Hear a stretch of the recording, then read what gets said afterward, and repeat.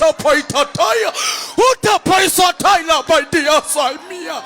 Ukutulubo saipataya. Rikatakaya. Kotapotorababosai. Mite. Usapainosaya. Maikataila by saya. Nini kitorobosa. Nipataila kaipatisa. Ripakata. Shoot. Disciple. Tailokusa. Nidi Taitaya. Dita Tario Katario Tario. Tario Katapoitapai. Badara. Dipako Sopaitaya. Nikatalibosaya. Rakata. Ripakai Pasa. Mudoro. Yatswana liwena liachwaluka wena ayo uyahalalela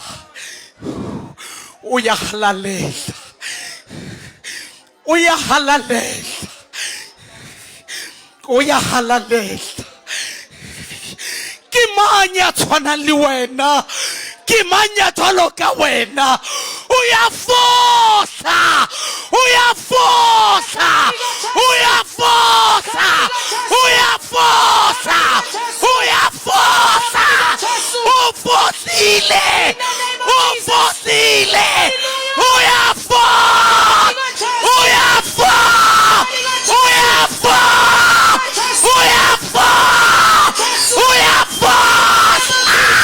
Kitatari kipatai sapila umuno Kesandas Kafulumulomu tandase Agatandase Fulumulomu Utandase Ukona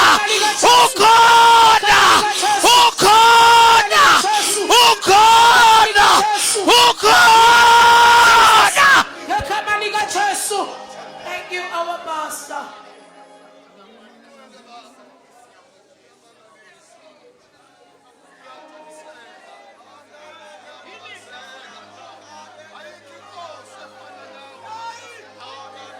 Thank you,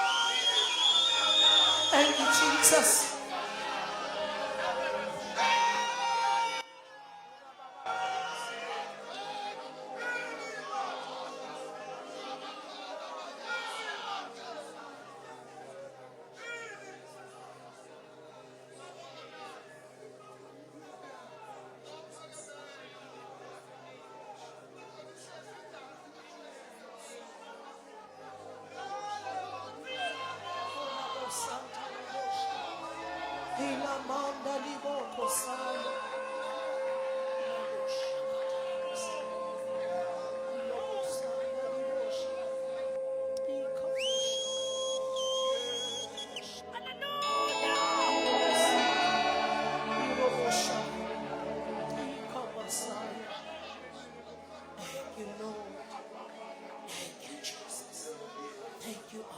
Thank you, Jesus.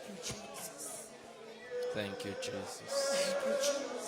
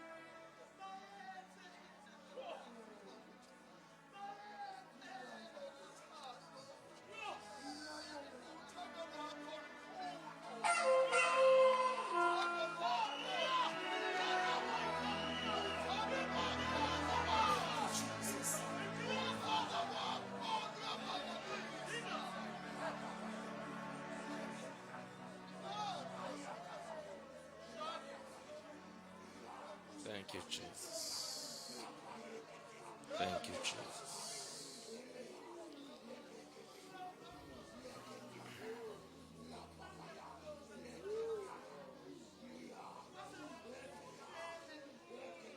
Thank you, Jesus.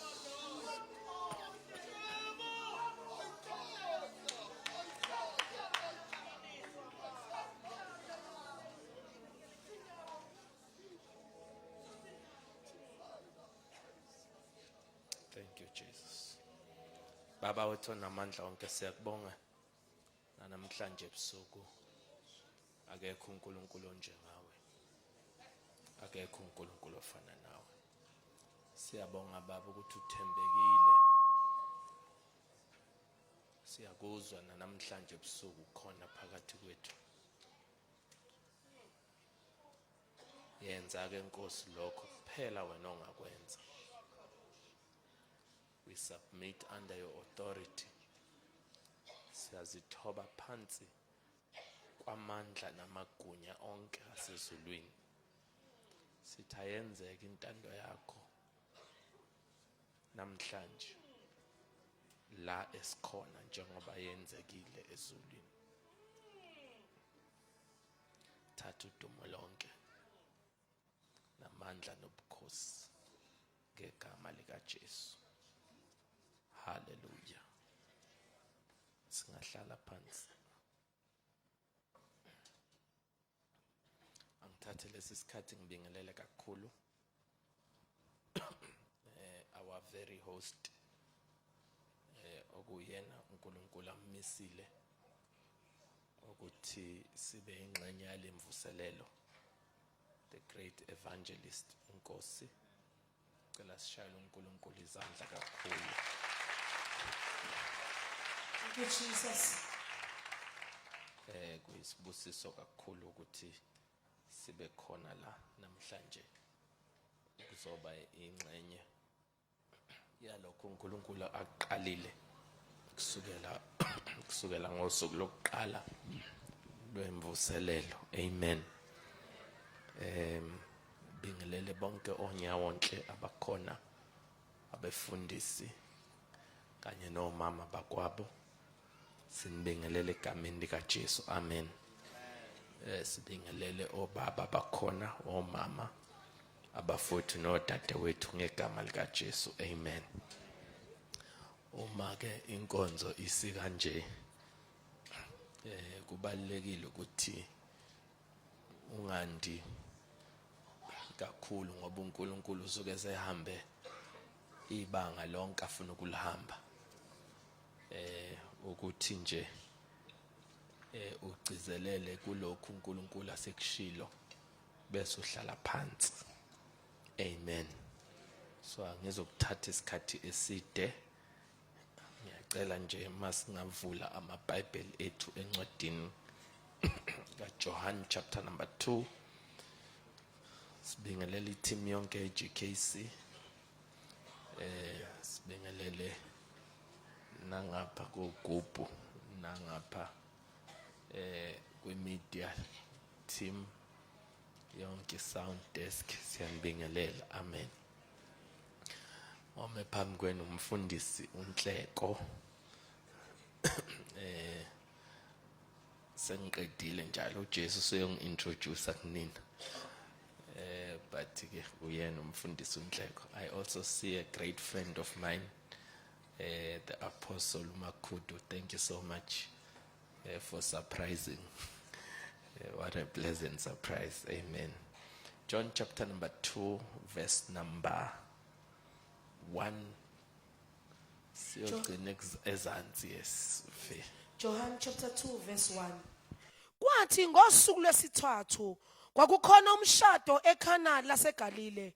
Wayekhona lapho unina kaJesu. Verse 2. NoJesu nabafundi bakhe babemenyiwe emshadweni. Kwathi ukuba lisweleke iwayini, unina kaJesu wathi kuye, xabanalo iwayini. uJesu wathi kuye, mame, ungene ngani kokwami na? Isikhathi sami asikafiki. Verse 5. Wathi unina eyincekwini, nayikuphi akusho kini anokwenza. Kwakukhona lapho izimbiza zamatshe eziyisithupha zibekwe ngesiko lokuhlamba labaJuda, ziphethe yileso naleso izilinganiso ezimbili noma ezintathu. Verse 7. uJesu wathi ezincekwini, gcwalisani izimbiza ngamanzi. Zazigcwalisa-ke. Wayesethi kuzo, yikhani manje niyise kumphathi wokudla. Zayisa-ke. Verse 9. Umphathi wokudla ezwa amanzi ephenduka iwayini, engazi ukuthi livelaphi, kepha izinceku ezaziwakhile amanzi bezazi. Umphathi wokudla wabiza umyeni wathi kuye, verse 10, wonke umuntu ubeka iwayini elimnandi kuqala, kuthi lapho sebephuze kakhulu akhiphe elibi kunalo. Wena uqinile elimnandi kuze kube manje. Verse 11. Lokho ukukuqala kwezibonakaliso wakwenza uJesu eKhana laseGalile, ebonakalisa inkazimulo yakhe. Abafundi bakhe bakholwa nguye. Amen. Father, we thank you for your word. We pray anointing over it in Jesus' name. Amen. Namhlanje nangifisa ukukhuluma ngesihloko esithi the greatest miracle. The greatest miracle isimangaliso esikhulu. Awukusho lamazwi emva kwami uthi isimangaliso esikhulu. Isimangaliso esikhulu. Lapho esifunda khona iBhayibheli liyakuveza ukuthi lesi simangaliso sokuqala uJesu asenzayo, but ngiyafisa ukusho ukuthi bengesona nje isimangaliso sokuqala, kodwa bekuyisimangaliso esikhulu because bekuyisimangaliso esizobuyisela umuntu endaweni yakhe. Somebody say amen. Bekuyisimangaliso number 2 esizosusa ihlazo phezu komuntu. Somebody say amen. Uma ufunda in the book of Genesis, uNkulunkulu uthi asenze umuntu ngomfanekiso wethu asifuze, abuse phezu kwezilwane naphezu kwezinhlanzi, ngaphansi kolwandle nenyoni ezulu. And you need to understand ukuthi uNkulunkulu enikeza umuntu imandate uthi akabuse. That's the mandate noma umgomo uNkulunkulu awunikeza umuntu ukuthi akabuse. Ngamanye amagama mayemnikeza lo mgomo, immediately umuntu efika emhlabeni ufike umuntu wabusa, hayi ukuthi ufike wabuswa, kodwa umuntu ufike wabusa. Ngamanye amagama yikho into umuntu ade ngaphansi kwayo, kodwa yonke into umuntu ade ngaphezulu kwayo. Ilwane zithola amagama azo ngenxa yokuthi umuntu uyabusa. Even umhlaba ngeke ngisho lento ukuthi wongenawo ama seasons, ubungenazi izinkathi. Uma uqala ubheka in the Bible uzothola ukuthi into yenkathi noma yama seasons iqale ku Genesis chapter number 8 verse number 22. Lapho izwi kaNkulunkulu ukhuluma uthi as long as the earth remains there shall be seed time and harvest. But umuntu esahamba in the divine will of God, bekungekho o seed time, besingekho isikhathi sokutshala nesikhathi sokuvuna. Umuntu bevuna noma yinini lapho efuna ukuvuna khona, ngoba ubekade enamandla phezu kwemvelo. Somebody say amen. Now uma isono sifike samkhumula umuntu amandla akhe, isono samkhipha umuntu amandla adenawo. For the first time umuntu wabuswa izinto adenamandla kuyibusa. For the first time umuntu wangenelwa into ekuthiwa ifiye, ukwesaba. into adengenayo because yonke imvelo ibisaba yena. Now kodwa uma sekufika isono samkhipha inkazimulo kaNkulunkulu. Now masikhuluma ngenkazimulo, you need to understand ukuthi sikhuluma igama elithi inkazimulo lisho nje ukukhazimula as in to shine. Kodwa one of the definitions of the word glory means weight. Lisho isisindo. Kusho ukuthi umuntu mayinenkazimulo ubekade nesisindo. Now ke uma isono sifika samkhipha isisindo umuntu wabalula. Now uma isono sifika nje senza umuntu ukuthi abelula. Aw somebody say amen.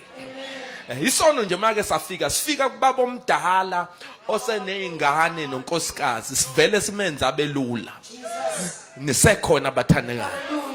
Uthola ukuthi ekhaya kwakhe uyahlonishwa kodwa ngaphandle ngenxa yesono ubizwa ngobrajo.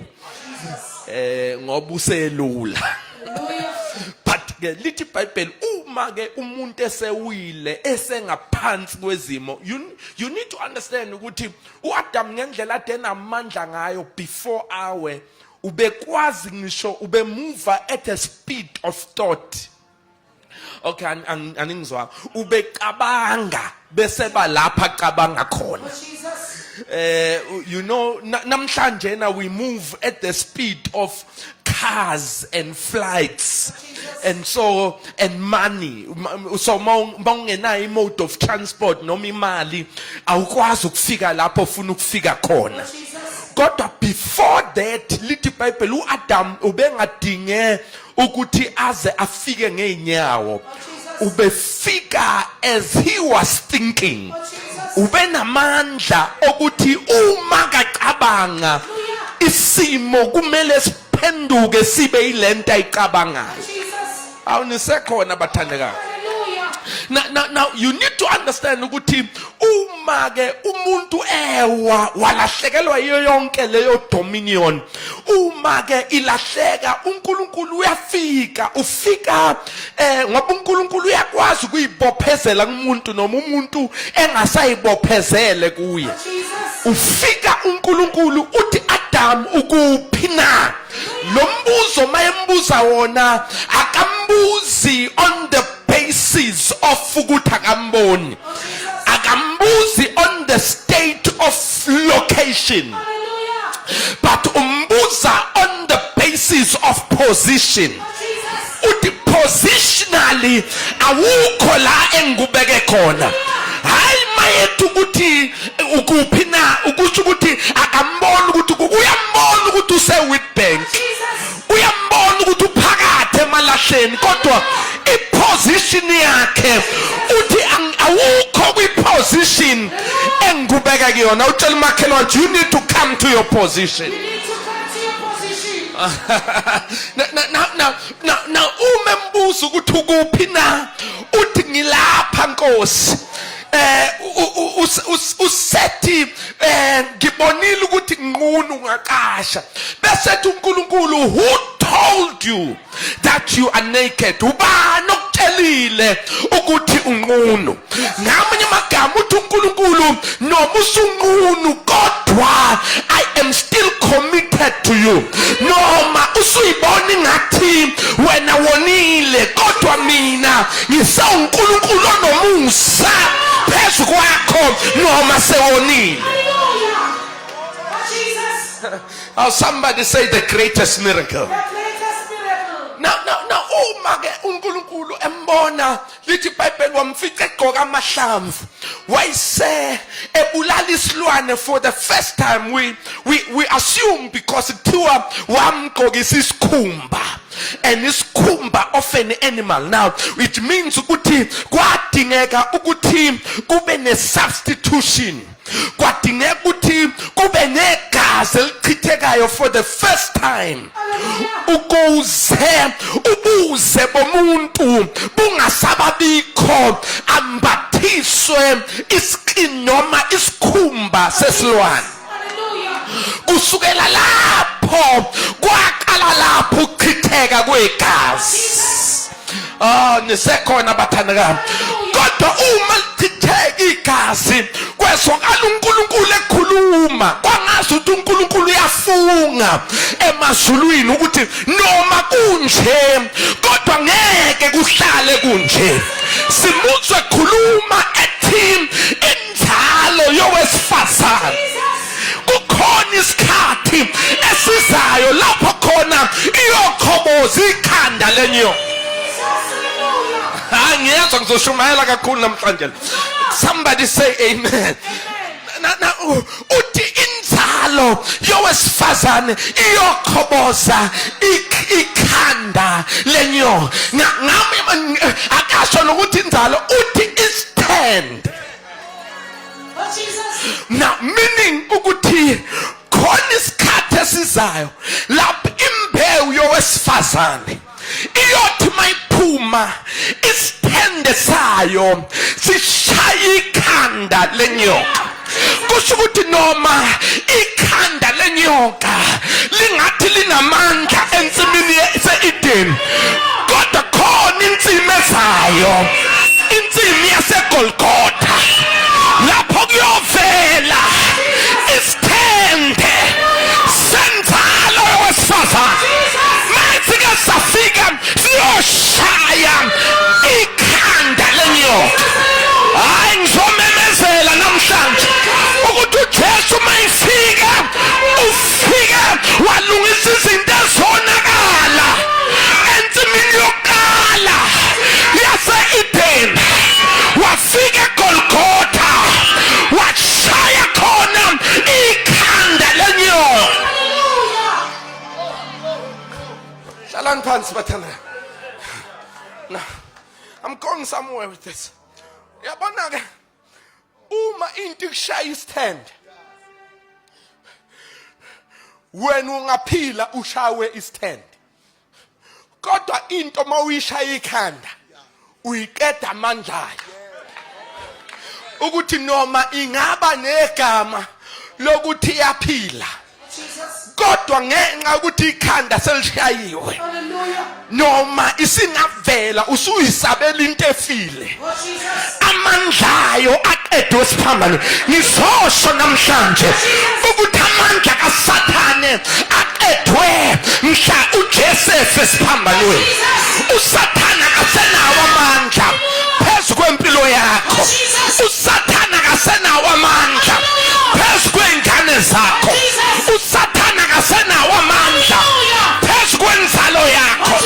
uSathane akasenawo amandla phezu komndeni wakho. Ngizomemezela namhlanje ukuthi esiphambanweni ikhanda lakhe lashawa.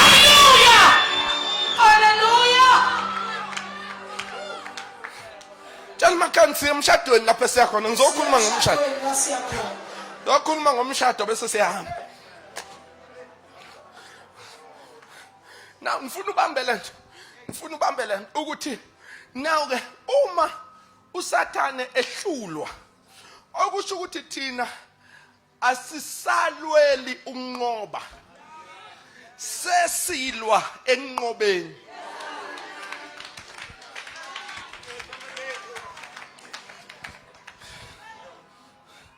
Ngamanye amagama, we don't fight for victory, we fight from victory. Okay, it's a missed call. Let me call again. Ngamanye amagama, wena awusalwi bese uthola isicoco, usuthola isicoco bese uhamba umemezela ukuthi lo obengibhekene nayo manje uchampagne. Ngumchampion ofuna ukulwa nami usenkingeni, ngoba angisalweli isicoco, sengilwa ngiphethe isicoco. You can fight me at your own risk, kodwa khona into ethi mina angisayena nje futhi umnqobi, sengaphezulu kwabanqobi. Ngoba banqobi baselebrate masebelwile banqoba, kodwa baphezulu kwabanqobi bathi bengakwalwe bezwakale bethi wena uza ngomkhonto, wena uza ngengcula, wena uza ngenkemba, kodwa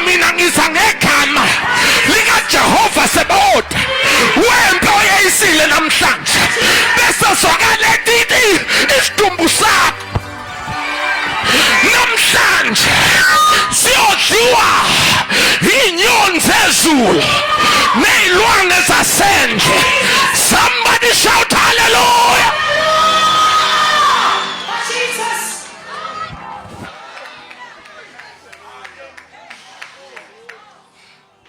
Now, funa ukusho lento bese siyathandaza. Now, lithi iBhayibheli lami uma umuntu ewa kwadingeka ukuthi kulokho esetshenziswa amagazi ezilwane, kwasetshenziswa amagazi ezimbuzi, kwasetshenziswa amagazi ezilwane, zafa izilwane. Mazifa zifela ukuthi kuhlanzwe izono zomuntu, kodwa zihlanzwa kwesikhashana. Awutshela umakhelwane zihlanzwa kwesikhashana. Zihlanzwa kwesikhashana.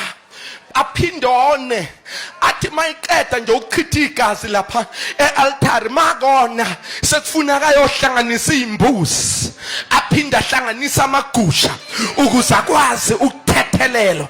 Umuntu waphila impilo ebuhlungu until Jesus was born. Na uma uJesu efika emhlabeni, ngishilo ngathi ngizothatha isikhashana, uma uJesu efika emhlabeni ufika uzo introduce igazi elizochitheka kanye lingaphinde lichitheke. I feel like telling you ukuthi leli gazi uJesu azolichitha, it's a better blood.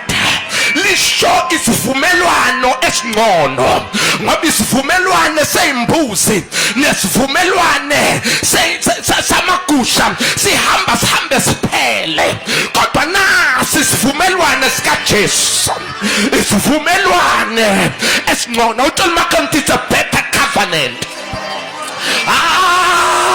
Kuthiwa leli gazi likhuluma izinto ezingcono kunalelo elika Abela.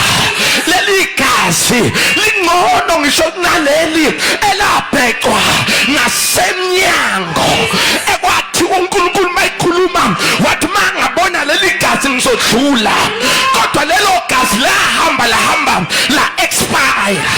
Kodwa nali igazi likaJesu elizochitheka kanye lingaphinde lichitheke, liyochitheka kanye lingaphinde li-expire. Uthohlabelelayo, it reaches to the highest mountain and it flows to the lowest valley. At this wonderful blood, it gives me strength from day to day. It never loses its power.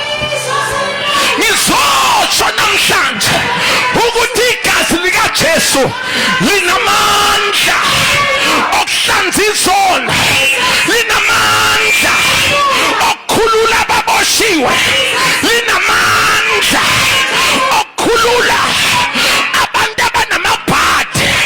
Mawusunamabhadi likhona igazi elingaphelelwa amandla. Somebody shout hallelujah.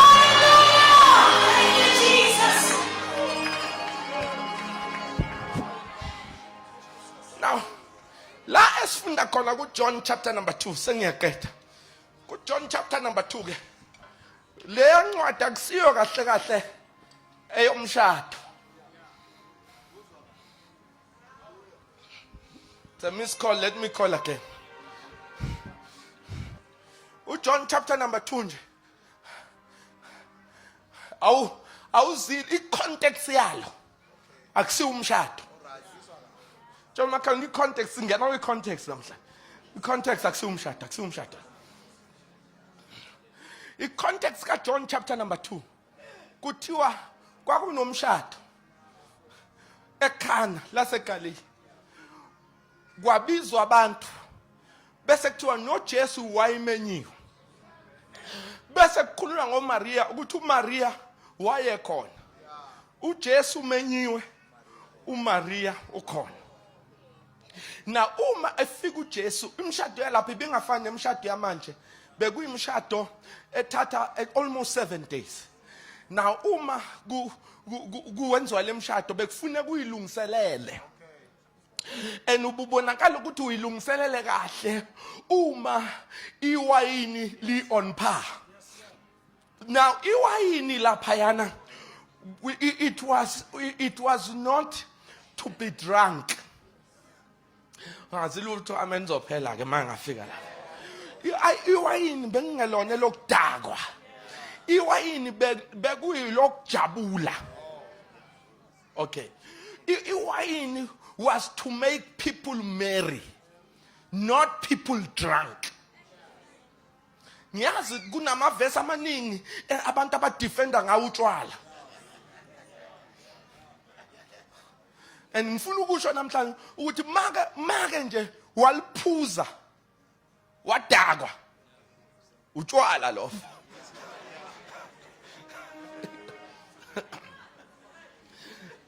number 2 angazi ukuthi isiphi isikalo sakho ongathi ukala ngaso ukuthi uzoliphuza ungadakwa ngoba ngeke babona mina abantu bedakwa half a glass waphela uamen esontweni khona baze bethi kubhaliwe ukuthi it's good for your stomach it's medicine now ngiyibuze umuntu wakwambona apho umuntu ophuza imedicine ngeglass ngoba imedicine iphuzwa ngeteaspoon noma ngespoon Jesus waphela uamen but asikho lapho but iwayini was to marry ingakho kona inhlobo nje ezithi maziliphuzile zibe nomusa nje uzwa bejabula uthi how you are here welcome akintroduce ubone ukuthi hayi uliphuzile and uMary kube khona othi mayeliphuzile athi ngizoyikhipha zonke mina indaba zala ekhaya nale ngane yalana akusiye kabane kasibanibani akuselona ke iwayini utshwala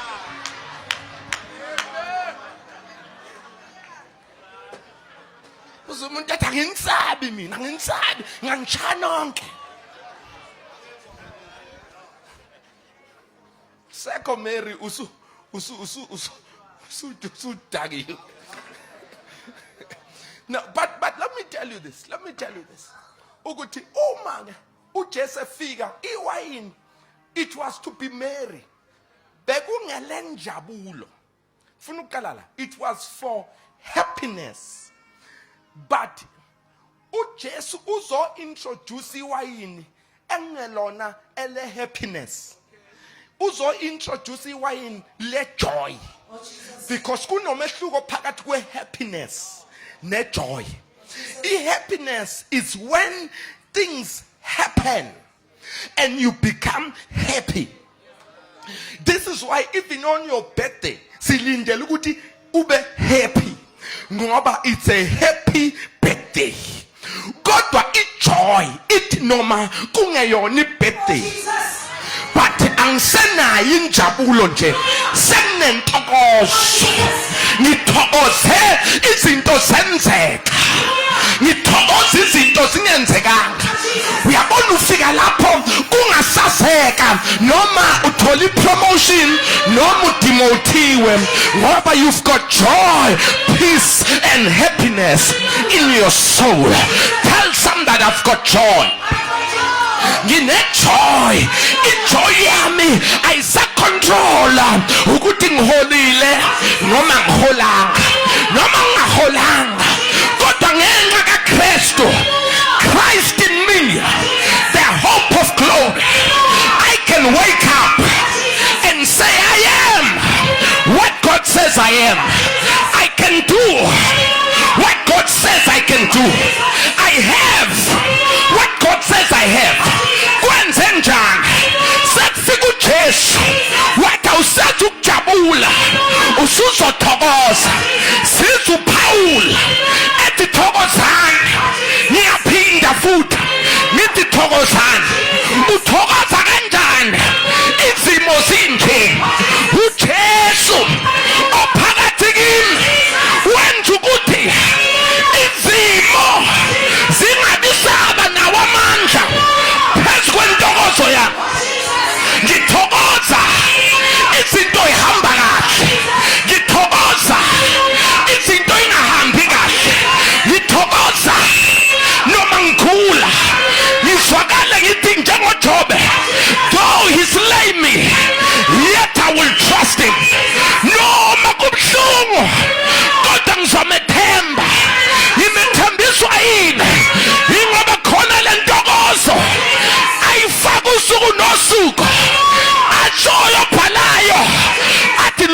usuku uJehova lwenzile ngizothokoza ngijabule kulo. Awunisekhona bathandakayo, angithokozi ngenxa yosuku kodwa ngithokoza ngenxa yalo wenza usuku. Mangibheka lo wenza usuku noma usuku lungahambi kahle kodwa when is still on the throne ngiyathokoza. Somebody shout hallelujah.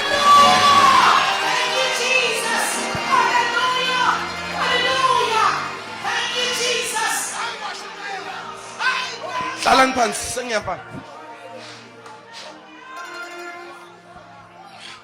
Now, afundisi bami hlalani phansi khona lapha ngifuna ukuya khona. Ngiyaxolisa but ngifuna ubambela ukuthi uma uJesu efika ekhona uMaria noJesu umenyiwe ngoba bakhona abaqala imshado ukuthi uJesu angamenywanga. Angisakhulumi nje ngomshado, ngikhuluma ngokuphila ukuthi ungaphili impilo uJesu engeyona ingcenye yayo. Ake ngiphinde futhi ungaliqala usuku uzuliqede kodwa uJesu ungambizanga. Now ke kuthiwa imshado yalapha ade iwayini lakhona libekwa from 15 years to 20 years ukuze begarante ubumnandi balo. Igaranti yobumnandi balo ngamanye amagama it would mature bese bethi li ready leli for umshado. Na uma ke befika kulomshado kuthiwa abantu bajabula, abathokozanga bajabula. La yahamba yaphela injabulo. Jesus. Ngoba uma uJesu engeyona ingcenye yaleyo njabulo izohambe iphele. Ingakho lithi iBhayibheli kuyomsiza ngani umuntu ukuzuza izwe lonke bese lahlekelwa ukuphila kwakhe. Yabo lento uthi alahlekelwa ukuphila kwakhe kusho ukuthi noma ngalizuza izwe lonke ajabule kodwa khona isikhathi lapho leyo njabulo ihambe iphele khona. Kuthiwa malipheli wine beza kuJesu bayothi wayethi uMaria Jesu abasenale wine. uJesu kusethi mame ungene ngani kokwangu. Nayo ke keyword uthi ngoba isikhathi sami asikakafiki. Isiphi isikhathi kanti okhuluma ngaso Jesu? Now uma ufunda in the Old Testament njalo umpriest ubethi mayongena endaweni yoku sacrifice angene ngehora elithize. Namely kuthiwa bekuyihora between 3 o'clock and 4 o'clock. Now engene nomhlatshelo to show up and show ukuthi ngizochitha leli gazi so that you pardon izono zabantu bakho. Jesus. Now ke uJesu utshelwa ngewayini eliseliphelile. Now mayitshelwa ngewayini eliphelile uthi isikhathi sami asikakafiki. Now leli wayini kahle khuluma sondelani bazalwane. Leli wayini kahle it's a representation of the covenants. Jesus. Angazi manje ngizwani. Ingakho uma kuyisuku lwesidlo angithi sithela yini nithela? Nithi the blood of Jesus. God, before it's the blood of Jesus kuba yini? Phela mase ngikholwa kakhulu ukudlula isiphambano. Na lento ethathwayo iwayini uyiletha ebukhoneni kaNkulunkulu elingenamvubelo ke ngifuna ukungenzela laba ba religion ukuthi ulithathe ulibeke. You don't drink it as wine, you drink it as blood. So it stands for covenant. So uma bekhuluma ngewayini bakhuluma ngegazi ukuthi ade siphila negazi el-expire elichayayo. Wonke umuntu ukala ngewayini elimnandi. Jesus. Kodwa kuthi kusemnandi kuvele ukuthi sekukumbi ke manje ngoba lele sesiliphuzayo seli tasteless. Sekudingeka ukuthi kufe khona umuntu ozophinde ahambise a fresh sheep so that we are pardoned of our sin. Hallelujah. So uJesu mayikhuluma uthi ihora lama likakafiki. Usho liphi ihora? Uthi ihora elisesiphambanweni. Ngoba esiphambanweni yilapho ahlelelwe khona ukuthi kuzochitheka igazi lakhe. Lizochitheka ngaleli hora lika 3 kuya 4. Lichitheke once and for all. Kodwa nangu Maria uzoprovoka lesi simangaliso esibekela ukuthi senzeke esiphambanweni. Ufuna senzeke manje. Angizwanga. Lesi simangaliso sihlelelwe isiphambano. Kodwa uMaria uyofakala Jesu. Inkinga naye isikhona la. Kungcono lento ozoyenza lapha. Uyoyenza kodwa usuyikalela. I'll tell Macron the greatest miracle. Wasuka lapho wathi uma uJesu mame kodwa mama ungene ngani kokwami awunisekhona bathandakazi. Wasuka uMaria wayakubona wathi mayifika kubona wathi konke akusoyo anokwenza. Ngiyazi ukuthi angayiziba zonke izinto kodwa ngeke ayizibe le ayizelayo. Uzele vele ukuzoshintsha ama covenants. Uzele vele ukuzokhipha abantu esivumelaneni sakudala. Ngoba isivumelane esidala siya expire. Kodwa khona lesisizayo esinga expire. Uma uJesu efika ufika uthi thathana amanzi niwathele embizeni. Lithi iBhayibheli benze njalo. Wayesethi wahambiseni kumnini womqimbi. Mabefika kumnini womqimbi buka-ke it's a combination. Kuqalwa amanzi bese kulandela igazi esiphambanweni. Anisekhona bathandekazi. Kuzophuma igazi kodwa namanzi azophuma. So uJesu uthi angisadinge wayini manje. Sengidinga amanzi. Emva kwamanzi lizophuma igazi. Angisekhona bathandekazi. Mabemisa kumnini womqimbi wafika wathatha umnini womqimbi. Wangabona ikhala yangashintsha. Ikhala yewayini ayishintshanga kodwa itaste wezwakala ethi wonke umuntu uqala ngewayini lemnandi agcina ngelimbi. Kodwa ke ngimemezele emalahleni ukuthi noma singafana njengabo bonke abantu kodwa khona igazi eselifika empilweni yethu lashintsha taste yempilo yethu. I was a sinner but I'm no longer a sinner. My taste is that of a righteous man. Ngingolungileyo. Awutshela babili ukuthi ngilungile. Kushintsha taste yami. Noma isibongo sami sifana kodwa taste yami ishintshile. Noma ngisahlala kwi-address eyodwa kodwa taste yami ishintshile. Abashintshelwe taste lithe iBhayibheli isithi asiyoza kubo ngendlela eyodwa kodwa siyobaleka ngendlela eziyisikhombisa. Kwenze njani? My taste has changed. Somebody shout yes.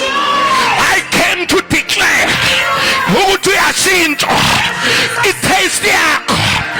Eqaleni ubunegazi eliphelelwa amandla kodwa manje usuhlanzwa ngegazi elingaphelelwa amandla. Somebody shout hallelujah.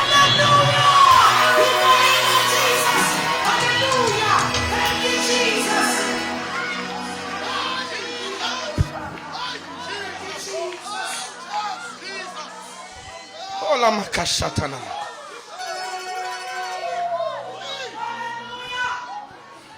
Funa ubambelele, I'm pushing for the last time. Funa ubambelele. Oh, kumnandi uba sestage ngco. Now uthi uJesu. Wathi kuJesu, wonke umuntu. Hlalani phansi okugcina nje. For the last time. Wonke umuntu uqala ngewayini elimnandi agcine ngelimbi. Bese thi kodwa wena uqinile. Aningizwanga, it's a miss call, let me call again. Akazi ukuthi kodwa wena ulethile. Okay, ngathi bayasala abantu. Akasho ukuthi kodwa wena ulethile elimnandi. Uthi wena uqinile. Kusho ukuthi ngesikhathi wonke amawayini amambe ekhona ephume phela. Bekade kukhona eligciniwe. Ligcine for such a time as this. Leli ligciniwe. What do I mean? I mean ukuthi lithi iBhayibheli mawulifunda kahle lithi Jesus was slain before the foundations of the world. Meaning ukuthi kwathi konakala emhlabeni uJesu wayeselichithile igazi lase liyagcinwa lagcinelwa isikhathi esithize esiyofika lapho umuntu abe nesidingo salo bese liyavezwa bese umuntu ngiwazamile amagazi einkomo ngawazama amagazi embuzi ngawazama amagazi elwana ahluleka kodwa khona elingahluleki.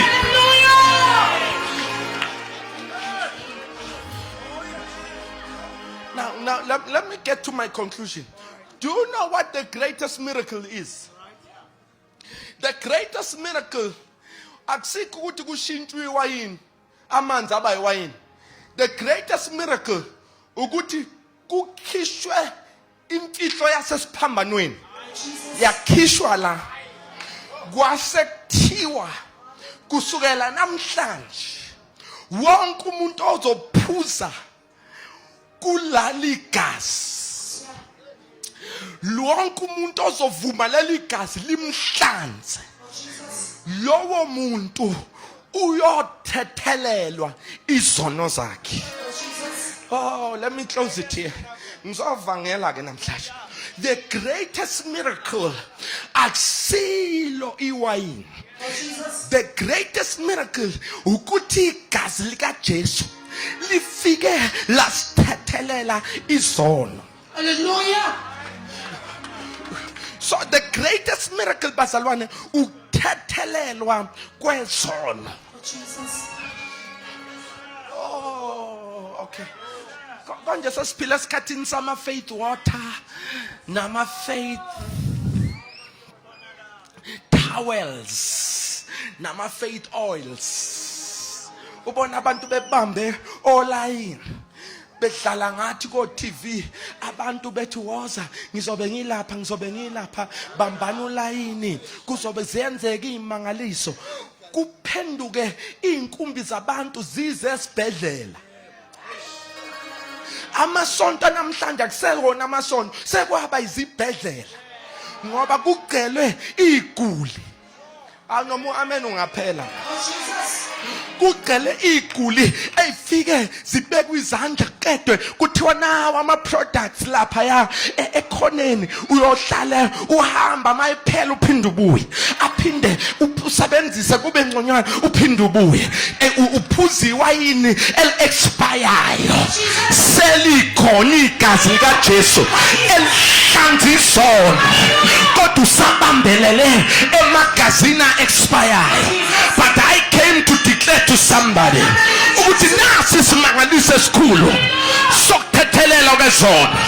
Uyabona makwathethelela izono uthethelelwa namhlanje awusadingi ukubeka izandla for another miracle ngoba lesi simangaliso sokuthethelela izono sivulela nezinye imangaliso. aningizwanga ezinye imangaliso zivulelwa ilesi sokuthi izono zakho seyithethelelwe lithi iBhayibheli lami njengempumalanga nentshonalanga kanjalo zihlukanisiwe nezono zethu awutshela makanse ngithethelelwe uyabona ke uma ungathethelelwa kusho ukuthi ungaba nemoto oyifunayo imiracle ayikho ekuthenini ufuna imoto kodwa ufuna ukuqala ufuna ukuthethelelwa ngoba ukuthethelelwa kususa amabhadi ukuthethelelwa kususa iziqalekiso zozalo abathethelelwe ababisama kolayini bama-generational cases ngoba igazi likaJesu liyabakhipha ukhondolo lozalo lithi iBhayibheli lami uma umuntu ekuKristu uyisidalwa esisha okwakudala kudlulile bheka sekuvela okusha awutshela umakhathi ngithethelelwa makwathethelelwa kusho ukuthi you can have access to the Holy of Holies. You can pray whenever you want to pray. You can fast whenever you want to fast. You can lay your hands on your head whenever you want to lay your hands on your head. Why? Because leliakas selikulungisisile ulungisisiswa ukwenziwa kube sengathi awukaze wone wenziwa kanjani ukuthi kube ngathi awukaze wone igazi likaJesu the greatest miracle. Tell 3 people the greatest miracle. The greatest miracle. Hallelujah. Sahlala ke phansi manje sengiqedile ngifuna ubambe lento niyawufunda uPsalms 103 uthini uPsalms 103 khulumani nami uthi mbonga uJehova mphefumulo wami bese uthi nakho konke okuphakathi kwami akubonga igama lakhe khulumani nami bazalwane elingcwele bese lithi yena othethelela zonke izono zakho bese unumber 2 athi nophilisa zonke izifo zakho. So uma ungathethelelwa izono akusiyo inkinga ukuphiliswa, inkinga wena ujaha ukuphiliswa kodwa ungathethelelwa. Kodwa uma ungathethelelwa qala uthi uNkulunkulu ukuthethelelwa kuvula indlela yokuthi uphiliswe.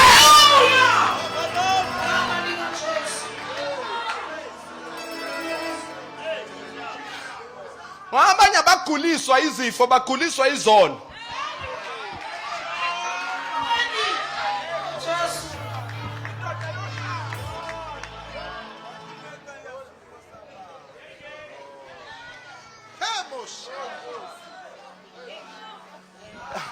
Angiphinde futhi mawungathethelela izono namhlanje kusuka sekuvuka okay ake ngisho lento ngifuna ukutshela khona abantu abacabanga ukuthi uma sithandazela abagula funeke sifake extra power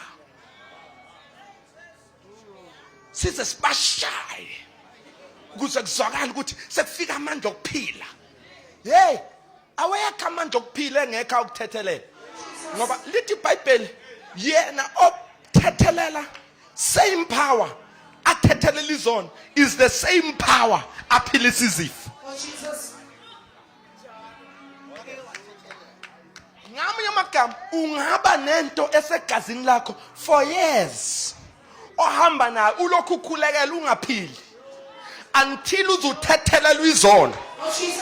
Bese the same power that forgives your sin is transferred to heal your disease.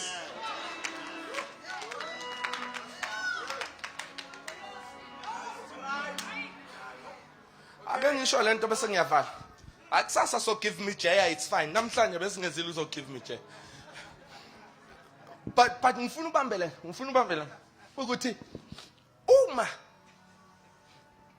uJesu afike eCapernaum ufika uyangena lithi iBhayibheli kwezwakala ukuthi uJesu is in the house. kwanyakaza idolobha lonke, kwagcwala endlini.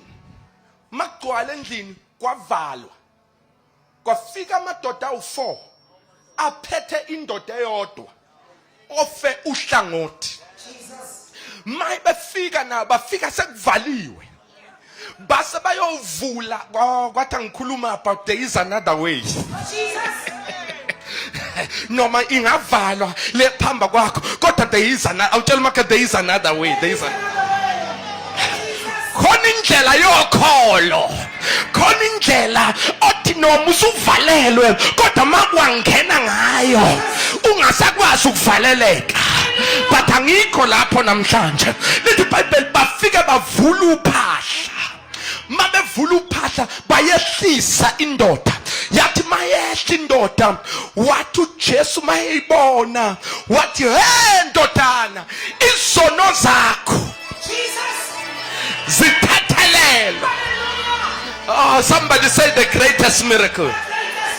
Wathi izono zakho zithathelelwe. Wathi mayisho njalo kwaphenduka abantu ababhali bathi usho kanjani ukuthi wena unamandla okuthethelela izono, uNkulunkulu yini? Wayise uJesu ebezwa becabanga leyo nto, wayisevele bephendula bengakayiphimiseli, besayikhuluma nje beyicabanga. Wathi lalelani, ikupho ngcono ukuthi kule ndoda uphilile ohlangothini lwakho nokuthi izono zakho zithathelelwe.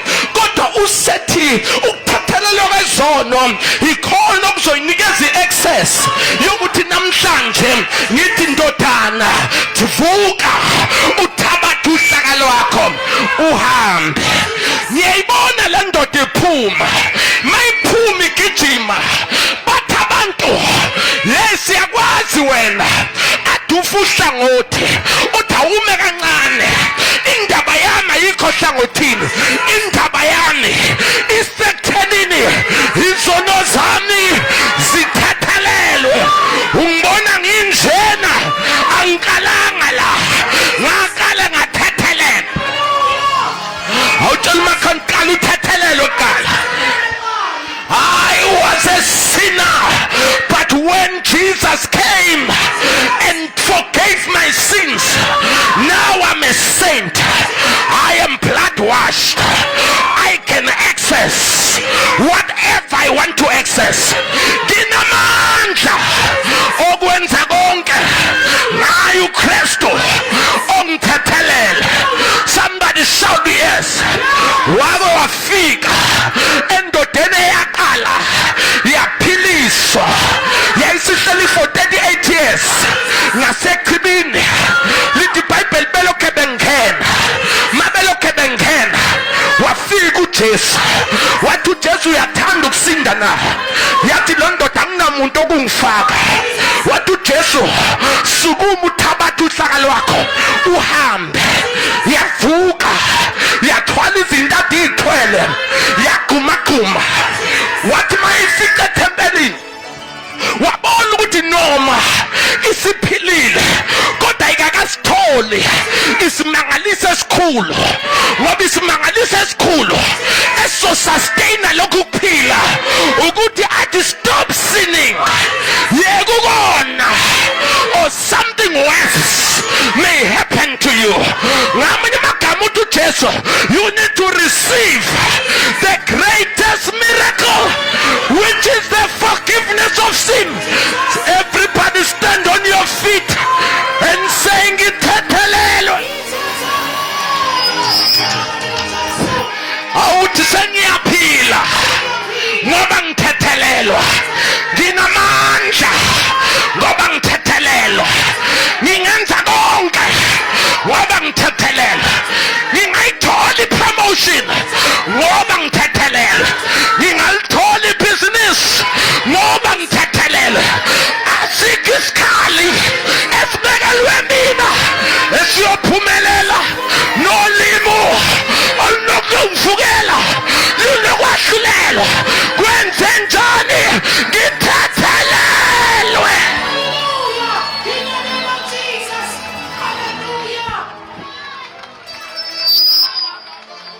ntwana afitha ngiqedile.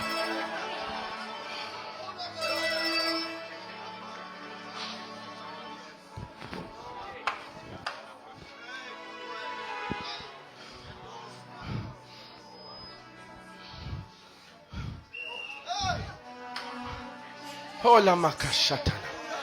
Hila bakasita. Hula makashata. Hula makasia. Meke shanda makosa. Mota na makasa. Hina makashata na makasa. Hula bakashatana. Hula makasa. Namhlanje ake ngizobiza noma oyedwa noma ababili. Sele yavalwa itende. Kodwa ungalahlekelwe isimangalise esikhulu kunazo zonke. Ukuthethelelwa kwezona. Wena ucabanga ukuthi inkinga yakho ilobhekene nayo. Inkinga yakho ukuthi izono zakho ayikakathethelelwa. But namhlanje if you can receive the greatest miracle, then all miracles will come running after you. Uyoba njengo David ethi impela kuhle nomusa kuyangilandela. Ngobani? My sins are forgiven. Mawukhona namhlanje ngicela singasamosha isikhathi. Uphakama isandla sakho. Uthi Lord, I need to be forgiven. God bless you, my daughter. God bless you, mama lapha emuva. Nawe mfowethu lapha emuva. Nawe ndodakazi lapha. God bless you. Shaya izandla. Naba abantu bethethelelwa izono. Naba abantu bethethelelwa izono. Ngicela uthathe isitep sesibili ungabi nayo amahloni. Uvela usuke lapho khona usondele la engikhona. I want to minister to you. I want to impart this grace to you. Ngifuna ukukunikeza nami lokho engakunikezwa khona. Freely I received it. Freely I'm gonna give it. Hala makashata na makasi. Oh, ibandla belingenza kangcono lishaya izandla. Naba abantu beza entsindisweni namhlanje. Naba abantu beza kuJesu namhlanje. Naba abantu bethethelelwa izono namhlanje. Ngimfumene uJesu.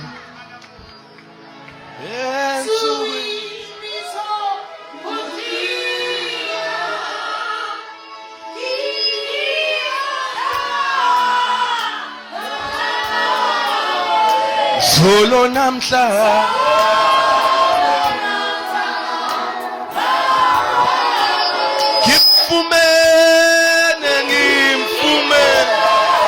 ngimfumene uJesu ensukwini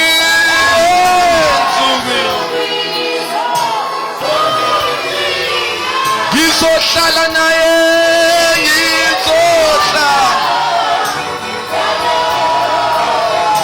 Zolo namhla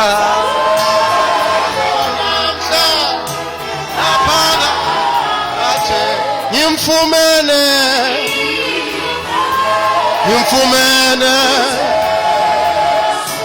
ensukwini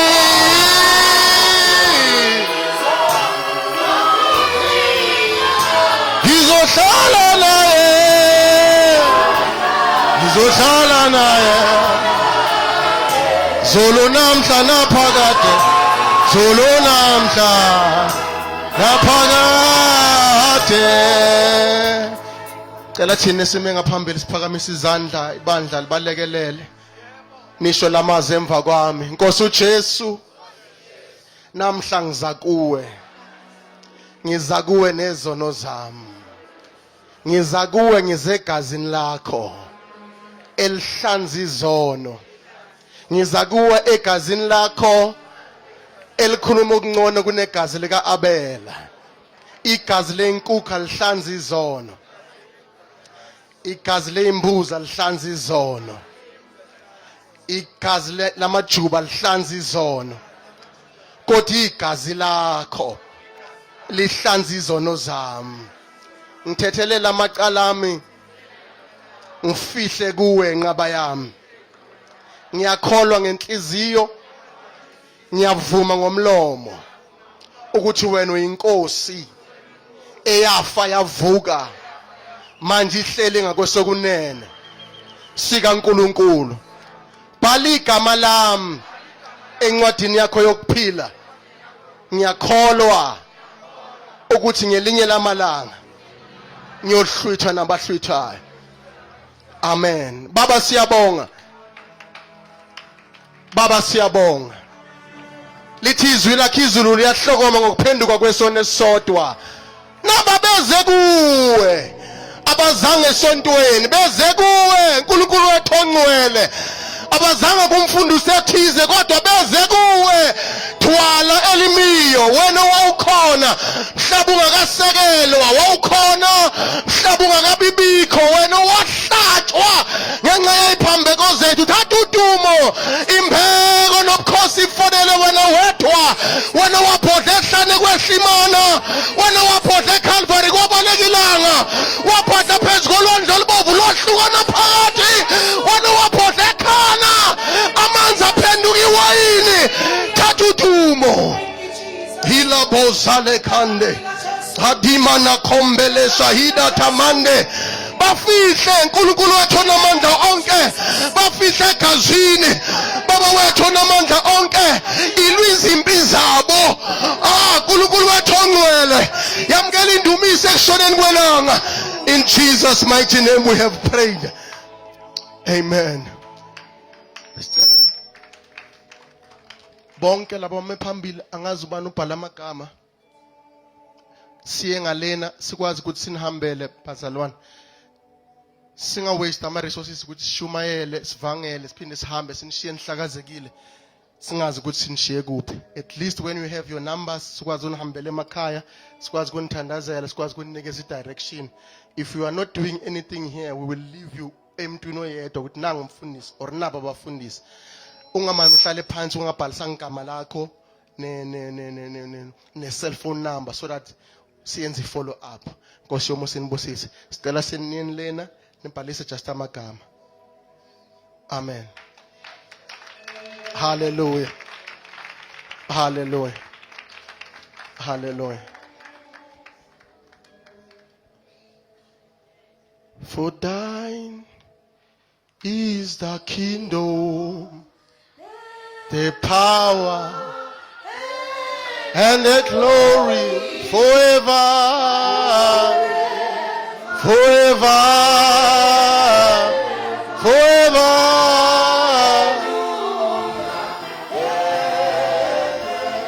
For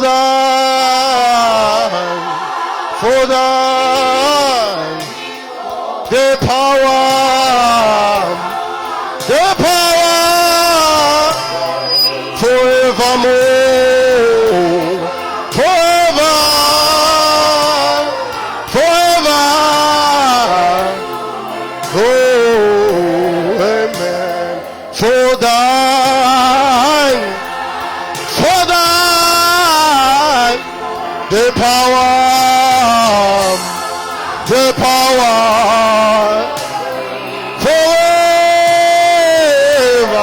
forever. Hallelujah. Amen. Hallelujah. Sesiyahamba siyemakhaya bangcwele. Ngibona abazali bami eDavidton nikhona bangcwele. Ngicela niphakame bazalwane bashayela izandla.